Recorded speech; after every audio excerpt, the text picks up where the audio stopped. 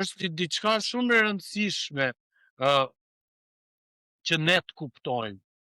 Djalli vepron në mënyra nga më absolutet, nga më të sofistikuara në jetën e njëri. Ju kujtohet tek Zanafilla kapitulli 3, vargu i parë.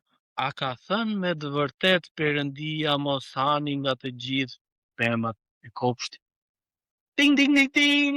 Tek pyetje. Dhe gruaja përgjigj, nga fruti i pemave të kopshtit mund të hanë, por nga fruti i pemës që është në mes të kopshtit të Perëndis ka thënë, mos hani dhe mos e prekni, ndryshe do të vdisni. Atë i gjarpi tha gruas, ju s'keni për të vdekur. As pak. Por Perëndia e di se ditën që ju do t'i hani, sytë tuaj do të hapen dhe do të jenë si Perëndia, në gjatni të njihni të mirën dhe të keqen. Edhe vazhdoi fundin. Edhe në jetën tonë, ku ne jemi në të njëjtën mënyrë veprojmë.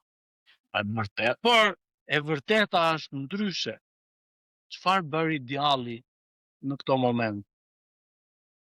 Futi në zemrën tonë farën e dyshimit, farën e zëmërimit. Tek Fjalët e Huta, kapitulli 4, se është vargu 24.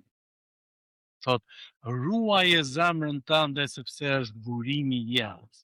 Dhe vargu më poshtë thot, hiq dorë nga e keqja dhe largohu buzët nga fjalët e çoroditur.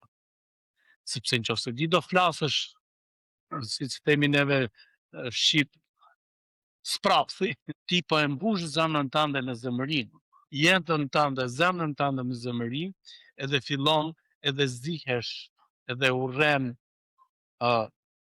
njerëzit e tu. Po çfarë bën?